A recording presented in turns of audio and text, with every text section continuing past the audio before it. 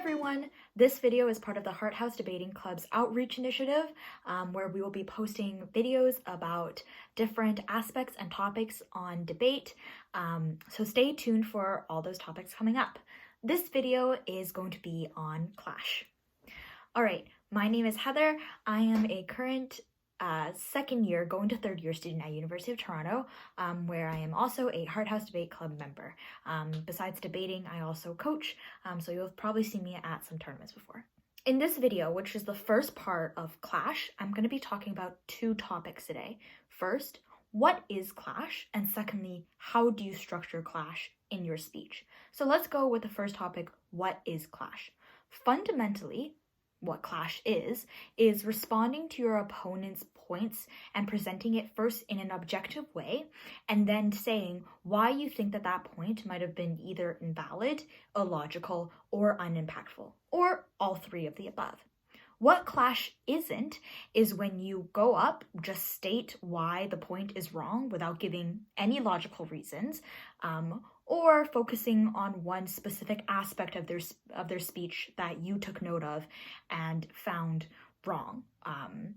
Ultimately, clash is supposed to bring up or bring down actually your opponent's points and point out its weaknesses. So that's what you want your clash to focus on. When is clash done? Clash is usually done in the beginning of the speech. So before you get into your point, so after your intro, then you do your clash, or some people also like to refer to it as refutation. Then you do your refutation, and then you go on into your points.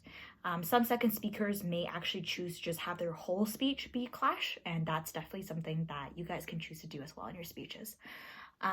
After mastering clash, debaters can go on to actually practice what we call integrated refutation or integrated clash. What that means is just you have your points of refutation against your opponents with embedded or within your speech or within your points. But this is after you've mastered clash already that you can choose to do so.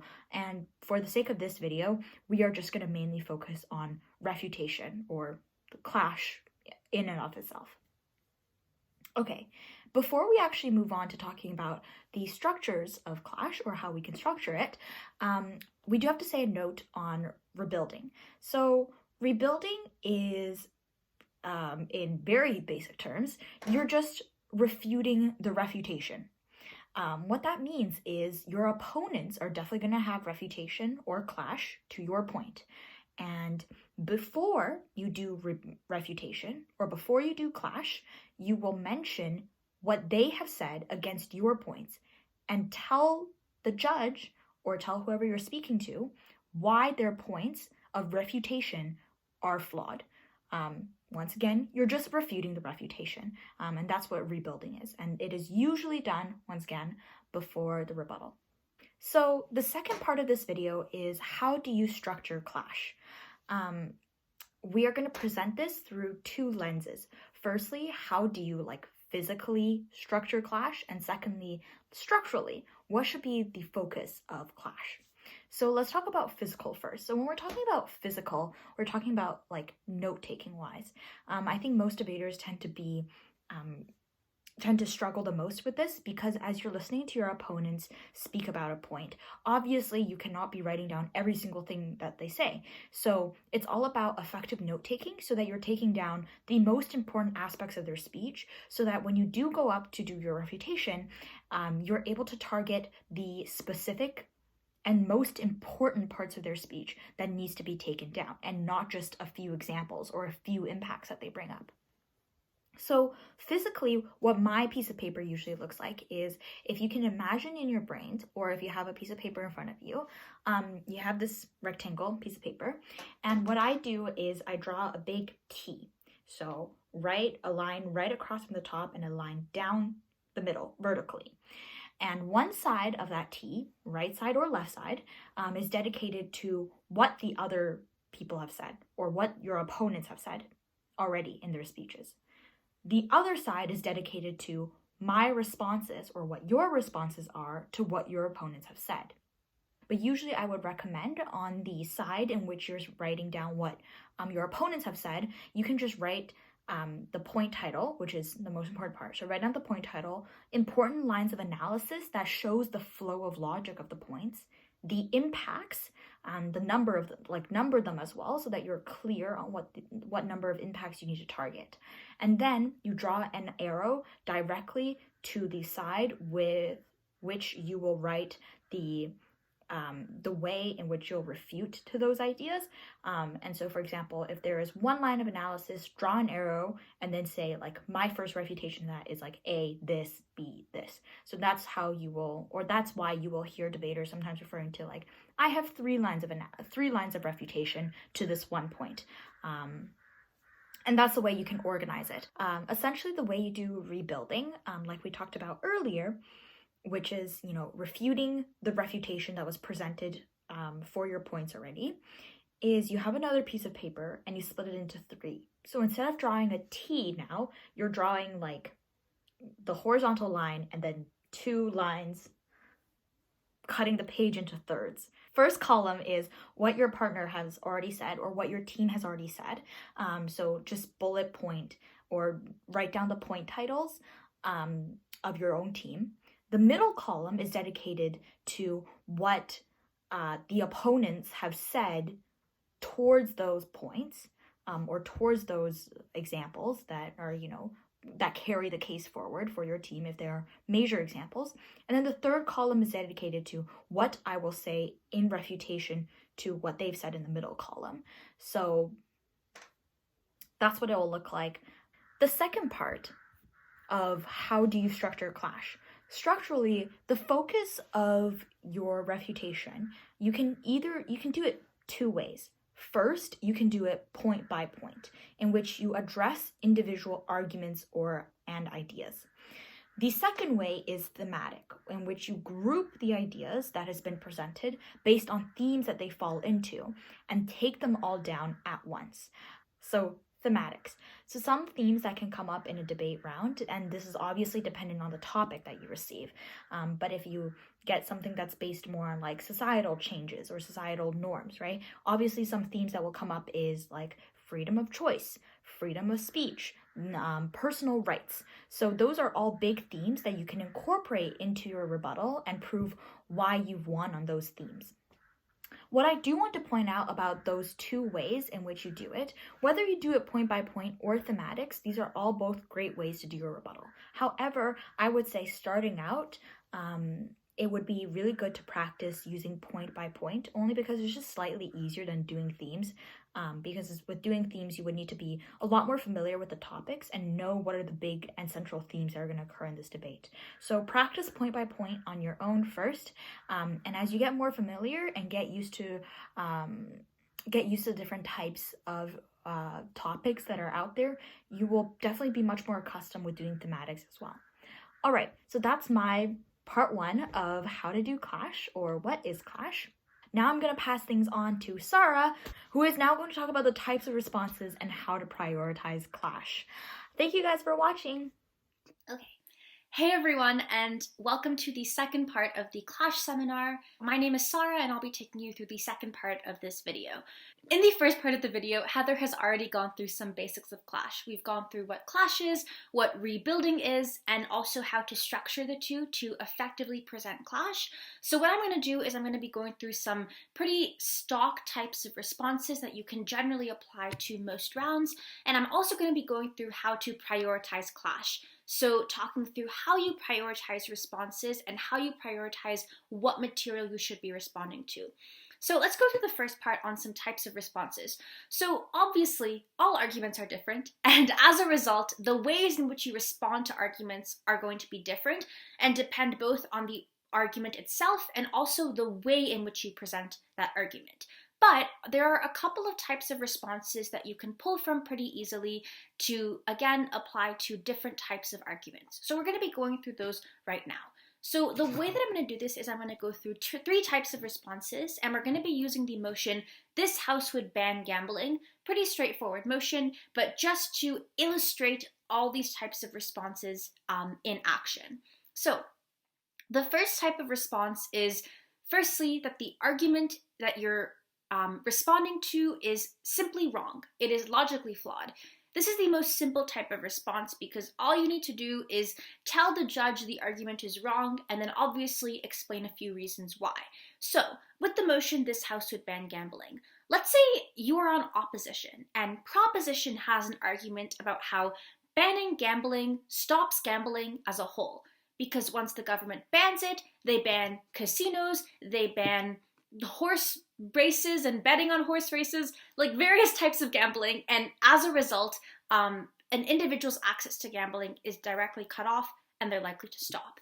You can respond to this argument on opposition by saying, no, it is not true that an individual's access to gambling is completely cut off, because for people that are incredibly addicted to gambling, they will always find other ways to do so. They could do so illegally / on the black market. They could do so through covert online ways in which they can still get that gambling fix, etc. So, pretty simple response. You've told the judge why the argument is wrong, and you've identified it as being wrong. The second type of response that you can give is that the argument you're responding to doesn't rely on the stance that that team is proposing. This is a little bit more complicated, but let's go through it. So again, for the motion, this House would ban gambling. Let's say that to extend the previous argument, proposition had an argument about how, one, their motion reduces the amount of compulsive gamblers, again for the reasons said, and then secondly, that because the amount of compulsive gamblers are reduced, it reduces the health and financial safety risks to an individual and to their families associated with gambling, right? Because people are unlikely to blow all their money away on gambling.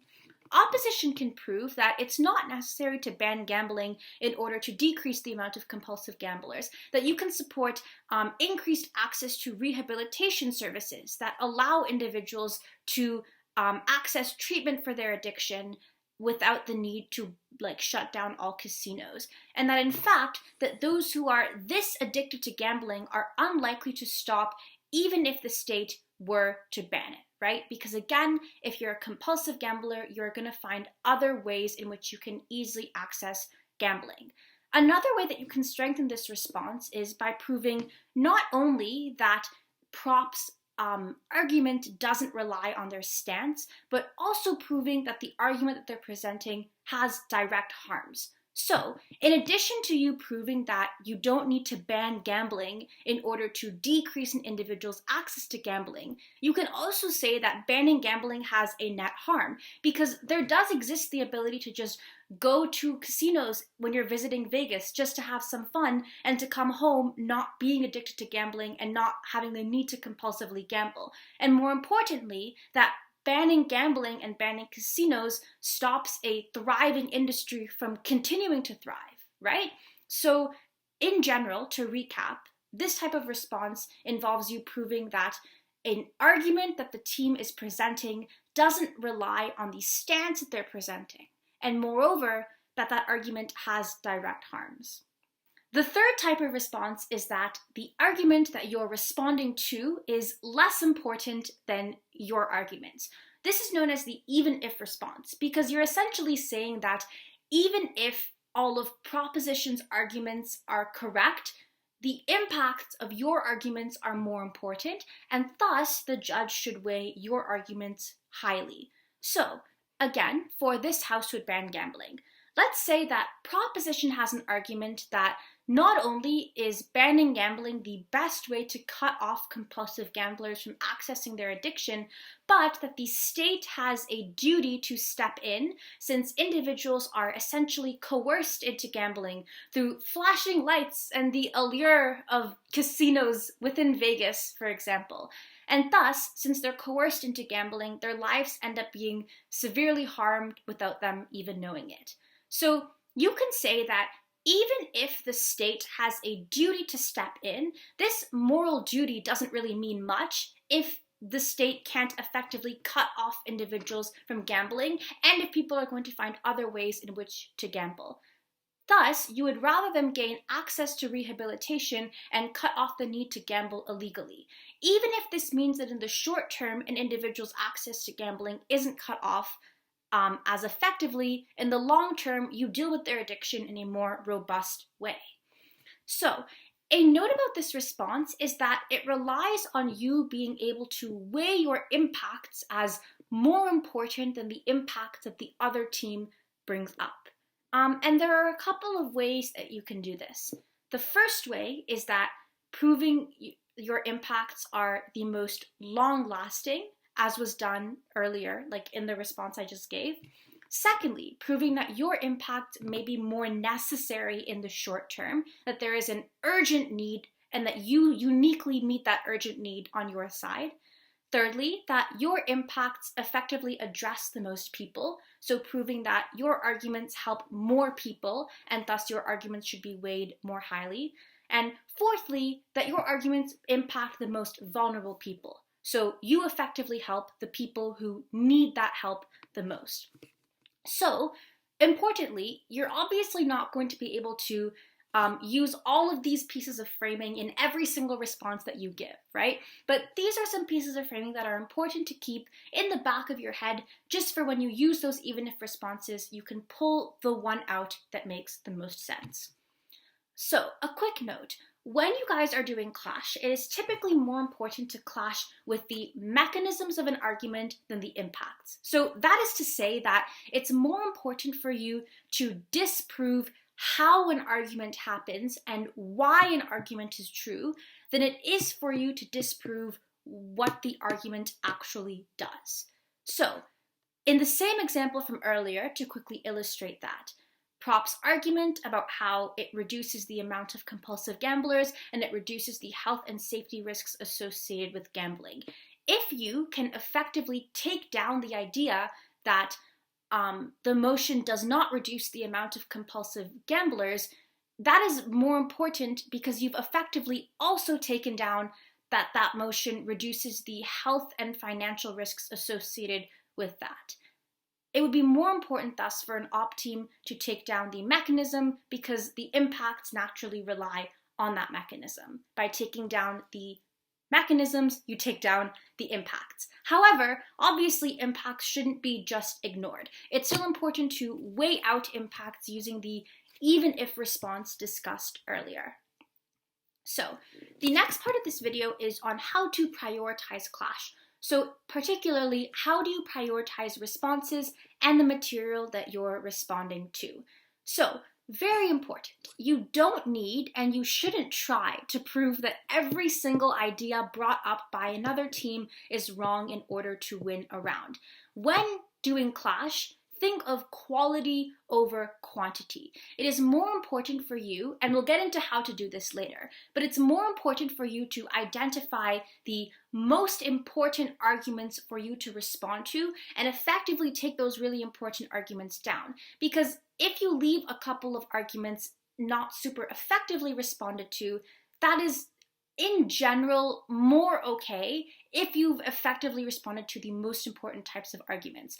Obviously, that doesn't mean that you should ignore like a whole point because you're like, it's not important, I don't like it. You should try to respond to as many things as you can, but you can't respond to everything because of the time constraints, and because of that, you should prioritize responding to the most important arguments. So, how do you do this? There's a couple of ways. Firstly, you want to make sure that you take the other team's case and material at their best. If you're on opposition, and proposition gives 3 responses to your partner's constructive point, and 2 of those responses were fantastic, and one of those responses was kind of average. If you spend all of your speech, or all of the clash portion of your speech, taking down the average response, those other 2 responses are still in the air, right? You haven't dealt with them at all, and thus the judge is likely to weigh them more highly than they would have had you attempted to take those responses down. So, you want to make sure that you are always taking the other team at their best and dealing with the best case scenario of their arguments, which is a fancy way of saying that you want to identify the material the other team has brought up that is the most well-developed, the most well-impacted, etc., and take those down. The second thing is that you want to prioritize dealing with the arguments that threaten your case the most. So simply put, this may be the lines of analysis that the other team brings up the most or develops the most. If they repeat a type of argument or they repeat a certain line of analysis multiple times, it's going to be in the judge's mind and on the judge's notes fairly often, so you want to make sure that you effectively take that down, as it took up a lot of their speech. But in a more complicated light, the most important arguments that you want to take down are the arguments that most clearly threaten your stance. Not all arguments are going to be great, not all arguments are going to be well developed, but there will be a few arguments that are better than others, and as a result, you want to make sure you deal with those. So how do you identify these arguments? Well, when doing clash, you want to make sure that you are thinking about the parts of your team's arguments and material that are absolutely necessary in order to win the round for your side. And this starts in the prep room, right? When you guys are doing prep, it's important not to just think of having the most number of arguments possible or to only focus on developing arguments. You want to critically think about what arguments are the most important to prove in order to win. That way, when you are in the round and you are writing the clash portion of your speech, you can effectively identify which arguments the other team brought up that threaten your arguments the most and threaten your general stance the most. And as a result, you can target the clash portion of your speech to respond to the most dangerous pieces of material. So in short, the material brought up by the other side that threatens your material and directly stops you from winning should be taken down, and should be taken down effectively. Okay, I think that's it. Thank you so much for watching this video. If you guys like this video and want to learn more things, more videos are available on the Hart House Debate Club's Facebook page. Thank you so much for joining. Have a great day. Bye.